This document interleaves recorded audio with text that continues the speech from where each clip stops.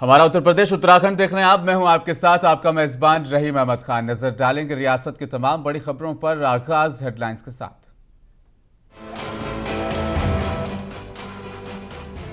उत्तर प्रदेश में भाजपा का सदस्यता अभियान। भाजपा कार्यकर्ता और नेता घर घर जाकर सदस्य बनाने का कर रहे हैं काम।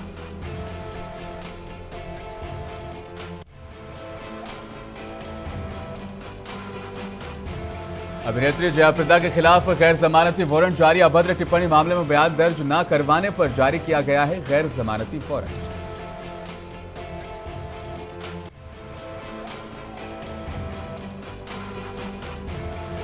झांसी थाना नवाबाद में प्राचीन कब्रिस्तान पर भूमाफियाओं की नजर। पुलिस में शिकायत करने के बाद भी भूमाफियाओं पर नहीं हो रही कार्रवाई।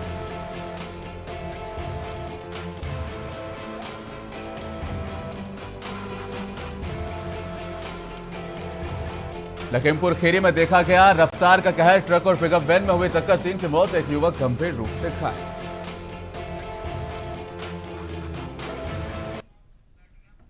और देश भर के साथ साथ उत्तर प्रदेश में भी भाजपा का सदस्यता अभियान चल रहा है। जौनपुर में भाजपा का मेगा सदस्यता अभियान का आगाज उत्तर प्रदेश सरकार के खेल और युवा कल्याण मंत्री गिरीश चंद्र यादव ने किया। इस मौके पर पत्रकार वार्ता के दौरान मंत्री गिरीश यादव ने कहा कि जौनपुर में 9 लाख सदस्य बनाने का लक्ष्य रखा गया। उन्होंने कहा कि लखनऊ से 2 और 3 सितंबर को प्रदेश स्तरीय सदस्यता अभियान लॉन्च किया जाएगा। 4 और 5 सितंबर को सभी जिला मुख्यालयों, 6 और 7 सितंबर को मंडल स्तरीय सदस्यता अभियान लॉन्च होगा। जिले में 9 लाख सदस्य बनाने का लक्ष्य है। सभी कार्यकर्ता और नेता घर घर जाकर सदस्य बनाने का काम करेंगे। ये संगठन का महापर्व है। संगठन के महापर्व के अवसर पर भारतीय जनता पार्टी केंद्रीय नेतृत्व ने सदस्यता अभियान चलाया है, जिसमें माननीय प्रधानमंत्री जी ने 2 तारीख को सदस्यता ग्रहण की है। फिर उत्तर प्रदेश में माननीय मुख्यमंत्री जी ने 2-3 तारीख को सदस्यता ग्रहण किया। उसके बाद पूरे प्रदेश भर में जिला मुख्यालयों से सदस्यता। आगरा में भाजपा की ओर से सदस्यता अभियान चलाया गया। नगर विकास और ऊर्जा मंत्री ए के शर्मा सदस्यता अभियान में शामिल रहे। वहीं सदस्यता अभियान लगातार चल रहा है। मंत्री ने कहा कि हर गली मोहल्ले तक जाकर लोगों को बड़ी तादाद में सदस्यता दिलाई जाएगी और सुरक्षा और सर्वोत्तम बनाने के लिए, देश को मजबूत करने के लिए सदस्यता अभियान से जुड़ने के लोगों से अपील की जाएगी। सभी भारतीय जनता पार्टी के सभी पदाधिकारीगण, सभी कार्यकर्ताओं के उपस्थिति में आज आगरा जिले का सदस्यता पर्व की लॉन्चिंग हम लोग कर रहे हैं। मैं इस अवसर पे भारतीय जनता पार्टी से जुड़े हुए सभी लोगों को बहुत बहुत बधाई और शुभकामना देता हूं। आप सबको विदित होगा कि 2 तारीख को माननीय राष्ट्रीय अध्यक्ष जेपी नड्डा साहब ने माननीय प्रधानमंत्री जी को सदस्यता दिलाई। कल 3 तारीख को माननीय मुख्यमंत्री जी ने माननीय अध्यक्ष जी के हाथों सदस्यता ली। भारतीय जनता पार्टी के सदस्यता अभियान के कार्यक्रम में शामिल होने के लिए जनपद संभल पहुंचे प्रदेश सरकार के कैबिनेट मंत्री धर्मपाल सिंह ने भाजपा दफ्तर पर कार्यकर्ताओं से बातचीत की। कार्यक्रम के बाद मीडिया से बातचीत करते हुए पशुधन और दुग्ध विकास मंत्री ने कहा कि समाजवादी पार्टी कोई नीति वाली पार्टी नहीं है, नीति सिद्धांत को ध्वस्त करने वाली पार्टी है। उत्तर प्रदेश का मुख्यमंत्री रहने के बाद अखिलेश यादव का यह बयान निंदनीय है, बहुत ही घटिया है। यह बयान संदेश देता है कि अखिलेश यादव प्रदेश में दोबारा से गुंडा राज चाहते हैं। अखिलेश यादव के बुलडोजरों को गोरखपुर भेजने का बयान दिया था।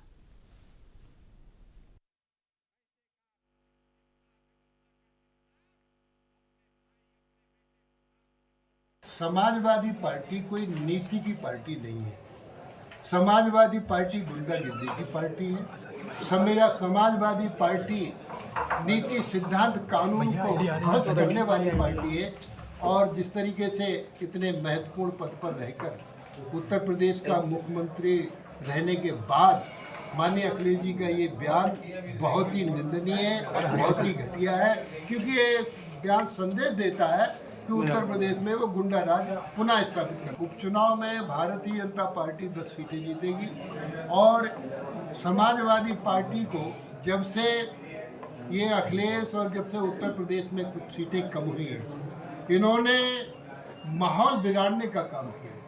ये गुंडई पे उतारू हो गए और अपराध पूरी तरीके से हावी होने का काम कर रहा है।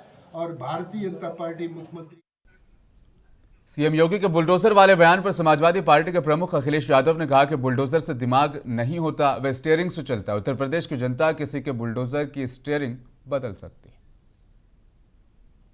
नहीं फिट हो सकते, इसके लिए दिल और दिमाग दोनों चाहिए। आपने जानबूझ करके बुलडोजर चलाए, जिसका परिणाम यह है कि हाई कोर्ट से लेकर के सुप्रीम कोर्ट ये कह सकता है कि बुलडोजर संवैधानिक नहीं है। बुलडोजर जैसी क्षमता और दृढ़ प्रतिज्ञा जिसमें हो वही बुलडोजर चला सकता है। बुलडोजर में दिमाग नहीं होता है, स्टीयरिंग होता है उसमें। स्टीयरिंग से चलता है बुलडोजर। दंगाइयों के सामने नाक रगड़ने वाले लोग बुलडोजर के सामने वैसे ही पस्त हो जाएंगे। उत्तर प्रदेश की जनता कब किसका स्टीयरिंग बदल दे, या दिल्ली वाले कब किसका स्टीयरिंग बदल दें। आज ये लोग फिर से अपना रंग और रोगन बदल करके फिर नए रूप में आपके सामने प्रदेश की जनता को गुमराह करने के लिए फिर से आना चाहते हैं। बुलडोजर पे हर एक व्यक्ति के हाथ नहीं फिट हो सकते, इसके लिए दिल और दिमाग दोनों चाहिए। दिल और दिमाग दोनों चाहिए। बुलडोजर जैसी क्षमता और दृढ़ प्रतिज्ञा जिसमें हो वही बुलडोजर चला सकता है।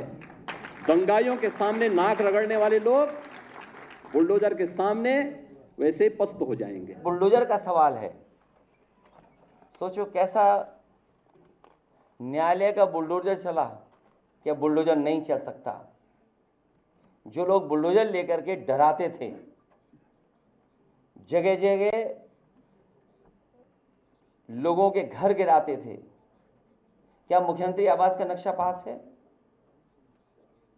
अगर नक्शा ही सवाल है तो सरकार ये बताए क्या मुख्यमंत्री आवास का नक्शा पास है और कब पास हुआ था। अभिनेत्री जयाप्रदा के खिलाफ गैर जमानती वारंट जारी हुआ है। अभद्र टिप्पणी के मामले में पूर्व सांसद अभिनेत्री जयाप्रदा के बयान दर्ज होने थे। मंगलवार को भी जयाप्रदा कोर्ट में हाजिर नहीं हुई, जिसके बाद कोर्ट ने गैर जमानती वारंट जारी कर दिया है। मुकदमे की अगली सुनवाई 12 सितंबर को होगी। 2019 में लोकसभा चुनाव का परिणाम आने के बाद रामपुर से सांसद अभिनेत्री जयाप्रदा ने अभद्र टिप्पणी की थी। झांसी थाना नवाबाद प्रभारी निरीक्षक शिकायती पत्र देते हुए आरिफ हुसैन निवासी कच्चीघरिया पुलिस लाइन ने बताया, पुरानी तहसील मैथिली चरण पार्क के सामने मुख्य मार्ग में प्राचीन कब्रिस्तान है, जो सुन्नी सेंट्रल वक्फ बोर्ड और राजस्व विभाग के अभिलेखों में भी दर्ज। इस कब्रिस्तान में 40 से 50 प्राचीन कब्रों के साथ ही हजरत पीले शाह बाबा सहित 3 वलियों के मजार भी बने हैं।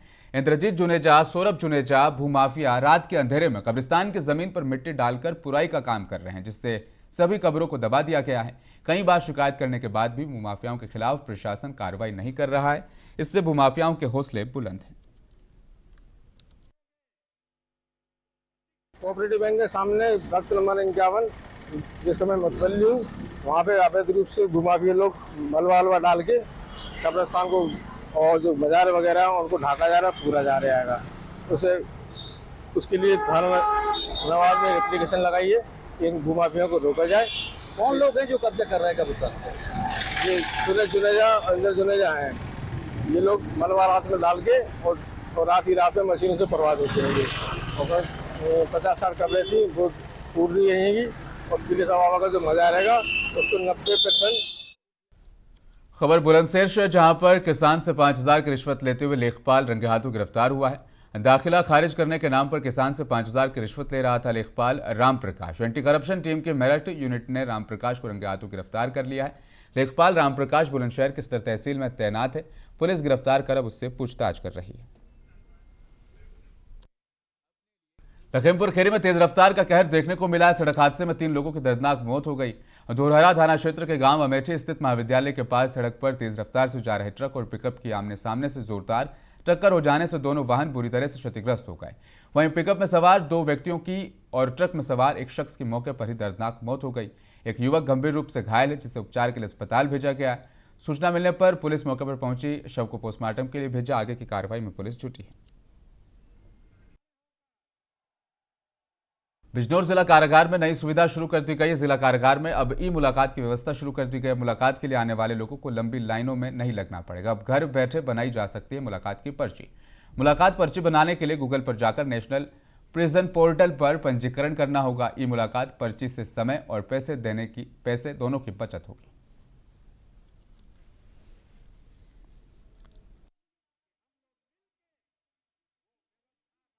यदि कारागार में निरुद्ध बंदी से मुलाकात करना चाहता है तो वो अपने घर बैठे ही ऑनलाइन व्यवस्था के तहत इसमें रजिस्ट्रेशन करा सकता है। इसके लिए उनको नेशनल प्रिजन पोर्टल में जाना होगा, जिसमें विजिटर मैनेजमेंट साइट की एक साइट होगी, उसको ओपन करना होगा। उसमें उनको जो भी मिलना चाहता है उसको अपनी डिटेल्स भरनी होगी, जिससे मुलाकात करनी है उसकी डिटेल्स भरनी होगी और जिस तारीख में करनी है वो भरना होगा। इसके बाद जो प्रिजन होगा, कारागार स्तर से ये वेरीफाई कर लिया जाएगा ऑनलाइन माध्यम से ही कि उसकी मुलाकात अनुमन्य। फिरोजाबाद जिलाधिकारी रमेश रंजन ने आवास योजना ग्रामीण में चयन प्रक्रिया के कुछ नए नियम लागू किए जाने पर जिले के अधिकारियों संग दिशा निर्देश दिए। आवास योजना से पहले से लाभार्थियों के लिए पात्रता में कुछ संशोधन किए गए हैं, जिसको लेकर जिलाधिकारी ने विस्तार से मीडिया के सामने रखा है। आवास योजना जो ग्रामीण है उसमें 2024-25 से लेकर 28-29 तक के लिए जो नए लाभार्थियों का चयन होना है, उसके लिए आज ये आप लोगों के साथ मीटिंग की गई थी। तो उसका मेजर पर्पस है कि जो आवास प्लस सॉफ्टवेयर है उस पर अब नए तरीके से फ्रॉम स्क्रैच ग्रामीण जितने एरियाज हैं वहाँ नया सर्वे होगा।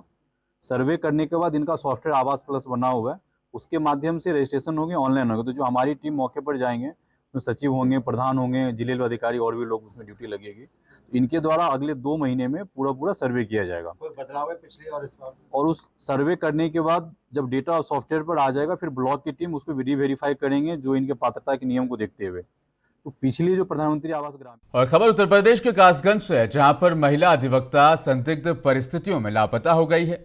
जिला न्यायालय परिसर में अधिवक्ता की स्कूटी खड़ी मिली। कल पति ने न्यायालय के मुख्य द्वार पर कार से उसे छोड़ा था। अधिवक्ता का मोबाइल स्विच ऑफ होने से परिजन अब काफी परेशान हैं।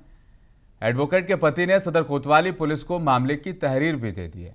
आपको बताते चले, मोहिनी तोमर कासगंज शहर के मोहल्ला माधोपुरा कॉलोनी की निवासी है, लेकिन अब लापता है।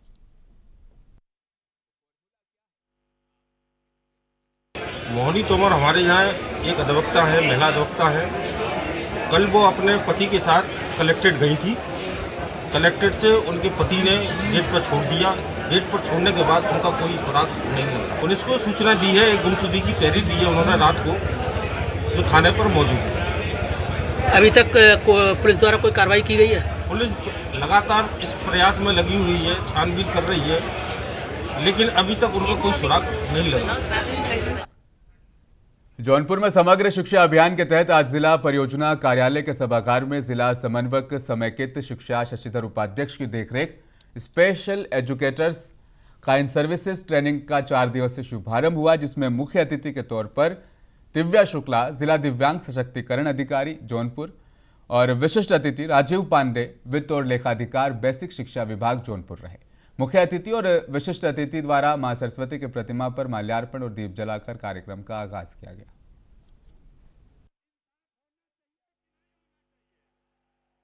देखिए, बेसिक शिक्षा विभाग में आईटी टीचर्स होते हैं, इंटीनरी टीचर्स होते हैं जो दिव्यांग बच्चों को पढ़ाने के लिए डेडिकेटेड होते हैं। और इन टीचर्स को मास्टर ट्रेनर्स हैं, 3 मास्टर ट्रेनर्स हैं जो लखनऊ से प्रशिक्षण प्राप्त करके आए हैं अलग अलग डिसेबिलिटी के क्षेत्र में। तो वो इन इंटीनरी टीचर्स को ट्रेनिंग देंगे जो दिव्यांग बच्चे हैं कम्युनिटीज़ में या स्कूल्स में बेसिक शिक्षा विभाग के हैं, उनको बाहर निकाल के लेके स्कूल तक आने के लिए, और उनकी क्या क्या डिसेबिलिटीज़ है बेसिक लेवल पे, छोटे लेवल पे उनकी डिसेबिलिटीज़ को कैसे हम आइडेंटिफाई करें, इसके लिए वो ट्रेनिंग देंगे। इसमें आपके लो विज़न वाले बच्चे भी हैं, इसमें आपके हियरिंग इम्पेयर्ड बच्चे भी हैं, इसमें एमआर बच्चे। और बिजनौर के एक युवक ने हैरतअंगेज काम करके दिखाया है। युवक ने लकड़ी से बाइक बना दी है। लोगों ने लकड़ी की बाइक की खूब तारीफ भी की। युवक लकड़ी की बाइक लेकर कलेक्ट्रेट पहुंचा। लकड़ी से बाइक को युवक ने मॉडिफाइड भी किया है। युवक ने हेलमेट भी लकड़ी का बनाया। बिजनौर के डीएम अंकित अग्रवाल ने लकड़ी की बाइक को प्रमोट करने की भी बात कही।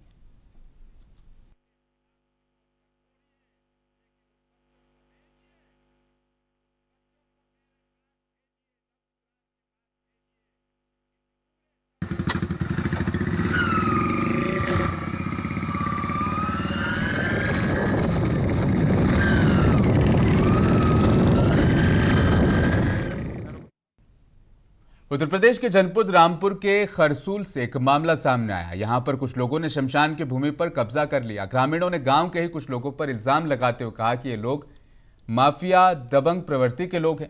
इनके द्वारा शमशान की भूमि पर अवैध तरीके से अब कब्जा कर लिया गया है। ग्रामीणों ने उच्च अधिकारियों से शिकायत की तो उच्च अधिकारियों ने उन लोगों के खिलाफ कोई भी कार्रवाई नहीं की।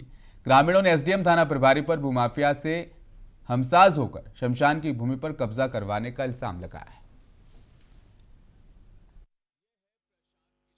ये हमारा हिंदुस्तान आस्था, मतलब हिंदू समाज की आस्था है साहब। ये भूमाफिया हैं खरसूल के 7 भाई हैं और सातों का आतंक है। यहाँ पर 10 तारीख की घटना आई है। 10 तारीख की सुबह मतलब इन ट्रैक्टर से जो बच्चों के दफनाए जाते हैं ट्रैक्टर से जोत दिया और जोतने के बाद में बोले ये मतलब कब्जा करेंगे इस पर। और हम लोगों ने कहा तो बोले सालों भाग जाओ नहीं तो बम से उड़ा देंगे। हाँ, एसडीएम साहब को सूचना दी, एसडीओ साहब आए, सीओ साहब आए थे। अब शासन दिया, जब समाज इकट्ठा हुआ हिंदू समाज, बोले हम दो क्या कहते हैं आपके साथ में खड़े हैं और इसको मतलब कड़ी से कड़ी सजा देंगे। उत्तर प्रदेश के जनपद मुजफ्फरनगर से बेहद हैरान कर देने वाला मामला सामने आया है। आदमखोर भेड़िया और सियार की तरह मुजफ्फरनगर में एक युवक जंगली जानवरों की तरह हरकतें करते हुए भरे बाजार राहगीरों पर हमला करने लगा। देखते ही देखते युवक ने दर्जनों राहगीरों को काट कर घायल कर दिया। युवक की अजीब हरकत को देखकर इलाके में अफरा तफरी मच गई। युवक दौड़ दौड़कर लोगों पर हमला करते हुए उन्हें काटने लगा। परेशान और हैरान लोगों ने बमुश्किल युवक को रस्सी से बांधकर पुलिस को इतला दी, जिस पर पुलिस ने युवक को काबू में लिया, अस्पताल लेकर गए, जहां प्राथमिक उपचार के बाद युवक को मेरठ मेडिकल के लिए रेफर कर दिया गया।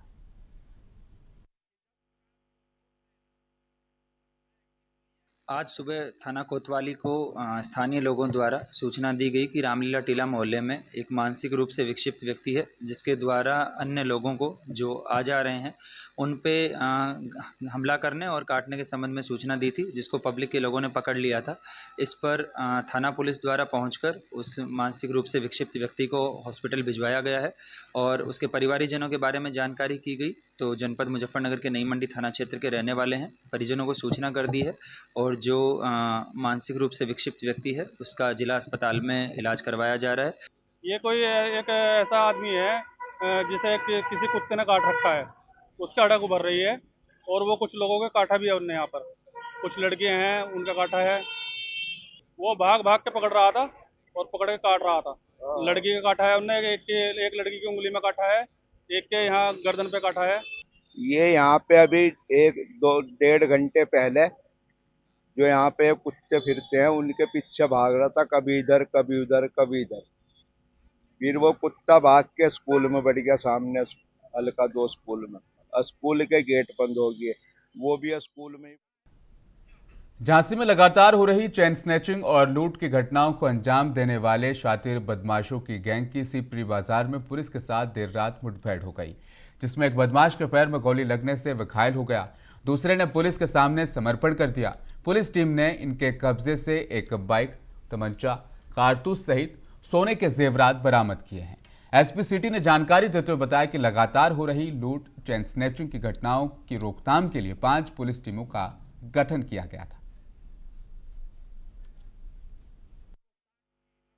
वरिष्ठ पुलिस अधीक्षक महोदय द्वारा अपराधियों के विरुद्ध चलाए गए अभियान के तहत पिछले 3 दिन के अंदर 2 बाइक सवार अज्ञात बाइक सवार अपराधियों के द्वारा एक थाना क्षेत्र सीपरी बाजार में तथा दूसरी घटना नवाबाद में महिलाओं के साथ एक पर्स स्नैचिंग की गई थी, जिसमें दोनों ही घटनाओं में एफआईआर पंजीकृत की। और वहीं प्रतापगढ़ में चोरों के हौसले बुलंद हो गए। ऐसा लगता है कि प्रतापगढ़ सुधरने वाला नहीं है। ग्राम सभाओं में चोरों की चांदी है। चोरों को पुलिस पकड़ नहीं पा रही। जेठवारा थाना पुलिस बूथ 1 किलोमीटर की दूरी पर है, जहां पर लाखों की नकदी और गहने चोरी हो गए। उदापुर में एक घर में, वहीं सरायनाहर राय ग्राम सभा में 2 घरों में चोरी हुई है। मीडिया सेल की तरफ से पुलिस अधीक्षक प्रतापगढ़, अपर पुलिस अधीक्षक प्रतापगढ़, सीओ सदर का अभी तक इस पर कोई बयान नहीं आया है। हमारे यहाँ छत पर चढ़ करके घर के अंदर आए, एक कमरे के अंदर घुसे, उसी कमरे में 2 बक्से रखे थे 3, उसमें से बक्से में ताले लगे थे। तालों को तोड़े। तालों को तोड़ने के बाद हमारे बक्से के अंदर जेवर पूरे घर के रखे थे जिसमें 4 सोने की अंगूठियाँ थी, एक जोड़ी झुमका था, एक सवाई थी। जनपद बुलंदशहर में शातिर बदमाशों से अरनिया और खुर्जा पुलिस की मुठभेड़ हुई, जिसमें 3 बदमाश घायल हो गए। मुठभेड़ के दौरान फरार हुए तीसरे बदमाश को खुर्जा में पुलिस ने गोली मारकर घायल कर दिया। पुलिस से मुठभेड़ के दौरान पुलिस को चकमा देकर भाग निकला था बदमाश। पुलिस ने आरोपियों के कब्जे से तमंचे, जिंदा खोखा, कारतूस, एक मोटरसाइकिल बरामद कर ली। ये थाना अरनिया की पुलिस एसएसपी बुलंदशहर महोदय के निर्देश पर अपराध और अपराधियों पर नियंत्रण के क्रम में देर रात में चेकिंग कर रही थी। चेकिंग के दौरान ग्राम नायसर के पास इनको एक मोटरसाइकिल पर 3 संदिग्ध लोग आते हुए दिखाई पड़े, जिसको पुलिस ने रोकने का प्रयास किया तो वो तीनों व्यक्ति मोटरसाइकिल लेकर रजवाहा बम्बा पुलिया की तरफ भागे और वहाँ से फिर वो आम की बाग की तरफ मुड़ गए। इसी और बुलंदशहर में लूट की झूठी सूचना देने पर फाइनेंस कंपनी के कलेक्शन अफसर को गिरफ्तार कर लिया गया। कलेक्शन अफसर नवीन चौधरी ने डायल 112 पर 44,000 रुपए और मोबाइल फोन की लूट की सूचना दी थी। जहांगीराबाद कोतवाली क्षेत्र के त्योरी इलाके का यह वाकया बताया जा रहा है, जहां पर कलेक्शन ऑफिसर को पुलिस ने अब गिरफ्तार कर लिया है।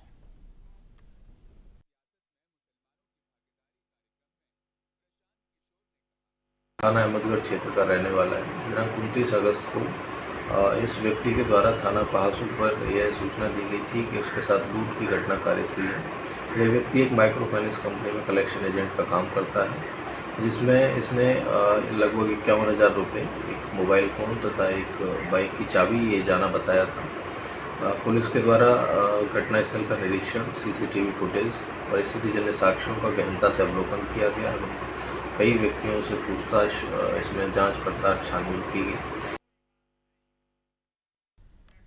और खबर मुरादाबाद से है। खुद को पैसे के लेन देन से बचाने के लिए अपने आप गोली मारकर एक शख्स ने साजिश और षड्यंत्र रचने की कोशिश की है। 4 लोगों ने इस साजिश का 4 लोग हिस्सा हैं। कटघर थाना इलाके के पंडित नगला से ये झूठी वारदात यहां पर हुई थी, जिसका पुलिस ने खुलासा कर दिया। इस मामले में पुलिस ने 3 लोगों को गिरफ्तार भी किया है। एक फिलहाल फरार बताया जा रहा है। एसपी सिटी रणविजय सिंह ने मामले की जानकारी दी है।